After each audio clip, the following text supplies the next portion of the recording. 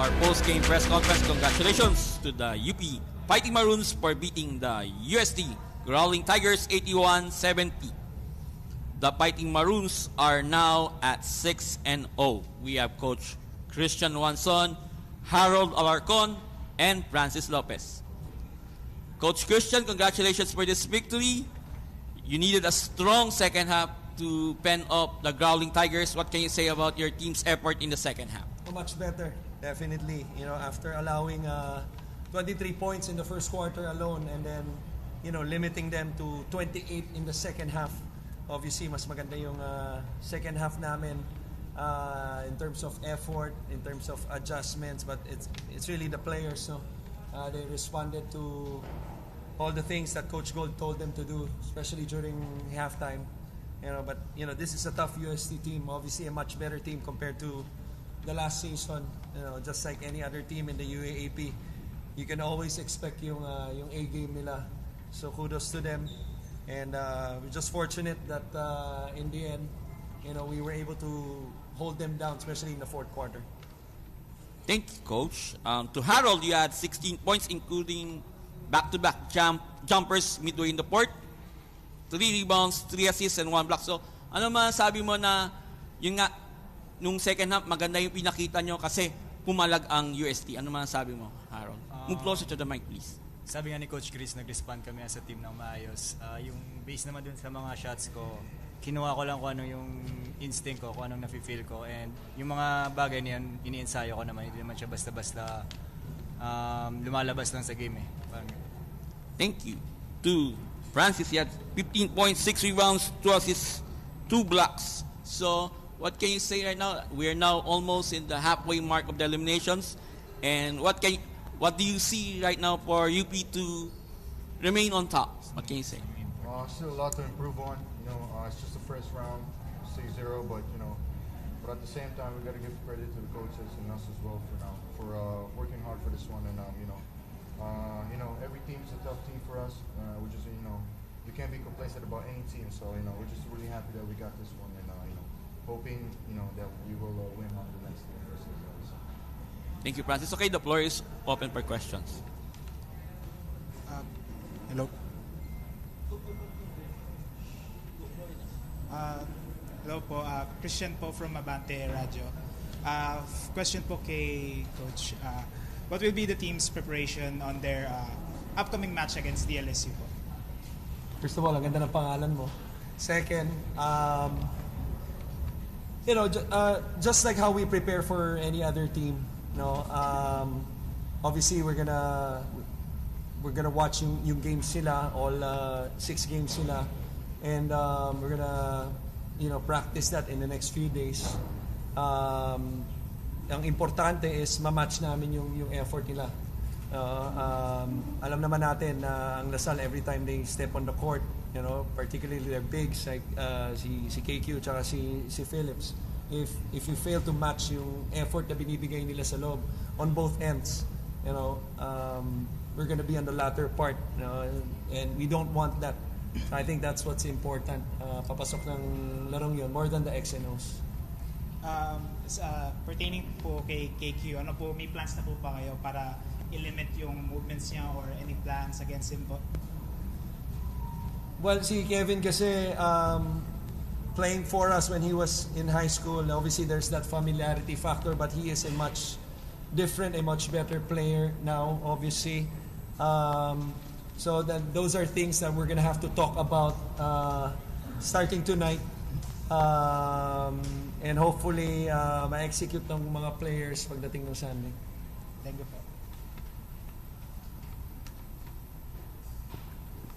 For Francis and Harold, back-to-back games na medyo naunahan kayo sa simula. From a player standpoint, ano yung mga hindi nyo nagagawa dun sa first few minutes ng game na kailangan yung kumbaga ma-recover para hindi rin kayo yung naghahabol dun sa laro?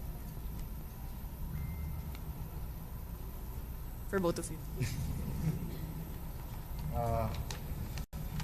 I'll say, you know, we're starting slow for the past 2 games. You said, you know, for us, I think it's defense who, you know, who brought us back really, and you know, and then our shots aren't really falling, but you know, we just got to continue and yeah, pretty much defense.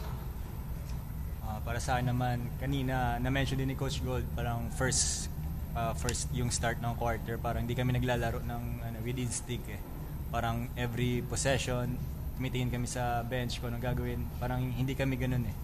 And yung isa pa, isang malaking kawalan si Maymay kasi isa din sa bagay na pero hindi siya excuse para sa amin na ipakita kung ano yung kakayanan ng bawat isa sa amin kasi honestly talented talaga kami as a team and lang namin hanapin lang namin yung mga kanto kung saan kami pwedeng mag-improve. For Harold, paano knowing na hindi makakalaro si JD, paano ba lang minotivate yung teammates mo as a guard and as a leader na rin ng team? Parang nire-ready ko lang din si Jan Felicilda, yung backup point guard namin, and si Terence na kinakausap ko siya kahapon before practice na wala si Maymay, anong gagawin mo, ganito, ganyan. Nag-uusap din kami sa mga ganyan. And sa iba naman, parang ako din minsan nagkakamali din. So, andyan din naman sina Jerry, yung ibang mga veterans na mag-backup sa akin kung paano i-lead yung team. For Harold lang rin. 6-0 na tinatakbo ng campaign nyo. Gano'ng kalaking confidence lang siguro yung meron kayo ngayon na kasi ito na yung isa sa mga inaabangan na laro, susunod yung Lasal. Siguro gano'ng kalaking confidence na meron nga kayo nung undefeated record sa ngayon? Confidence siguro okay pa rin. Okay sa amin yan paparating sa Lasal game. Pero iniisip lang namin na baka mag-sobra na yung confidence namin, mag-complacent kami. Nire-remind lang namin yung bawat isa na maging stay leveled. Malayo pa yung UAP, patapos pala yung first round. And hindi naman yung first round lang yung goal namin. Hindi naman second round yung goal namin. Yung goal talaga namin is yung tapos ng UAP championship. For both Francis and Harold, it's the second time in a row now that you've ended a game with a comeback win. How do you manage to stay so well in the present and to keep a steady mind? Is it something you had to be reminded of a lot to get to this point? And if so, what do your coaches tell you?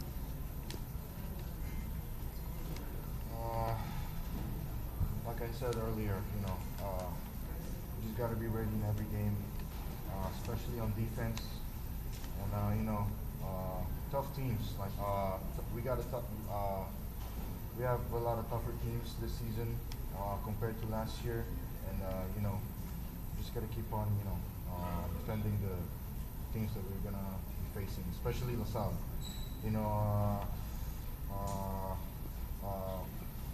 Most definitely for Kevin Campbell. He's the MVP last year. He's gonna be a really key player for the LSU. Coaches are gonna talk about what we're gonna do for him, especially. Just gotta keep our heads up for this. Siguro yung sa about comeback as a team, lahat naman kami siguro bad start eh. Yun nga lang, nire-remind kami palagi ni Coach Gold na kung may naloob mo sa mga ganitong sitwasyon, hindi ka talaga tatagal sa isang bagay.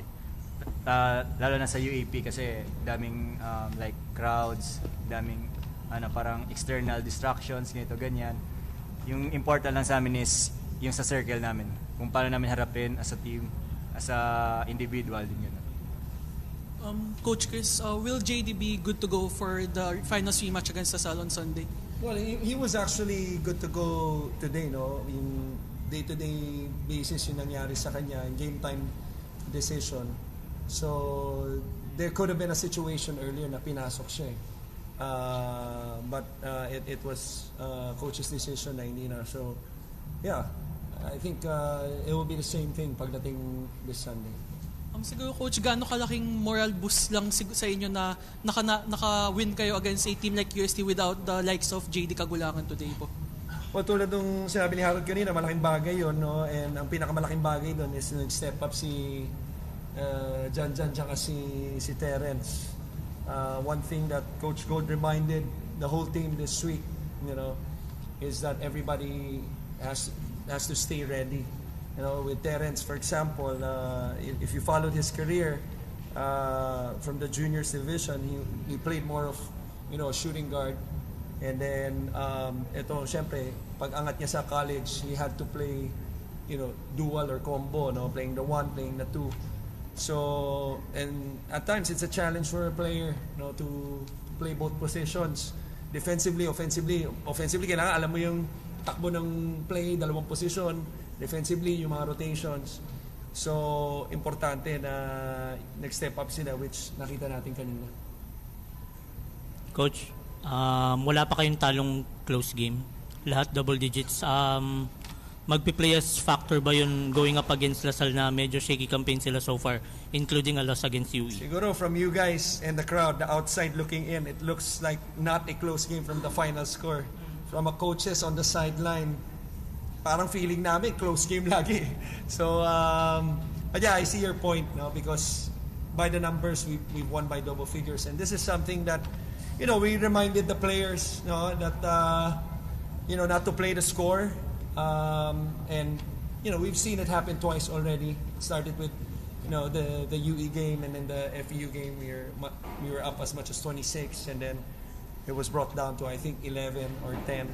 So that's the last thing that you want, whether you have a big lead or not. And one thing that Coach Gold always mentioned, and that we mentioned here already, is that obviously it only takes 1 point to win a game. It also takes 1 point to lose a game. So the meaning of that is, ang ine-emphasize namin sa kultura dito sa UP is that valuing each possession regardless of who we play.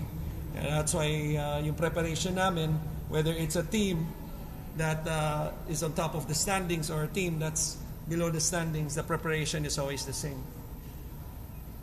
Congratulations, Coach Christian, Harold, and Francis. Thank you.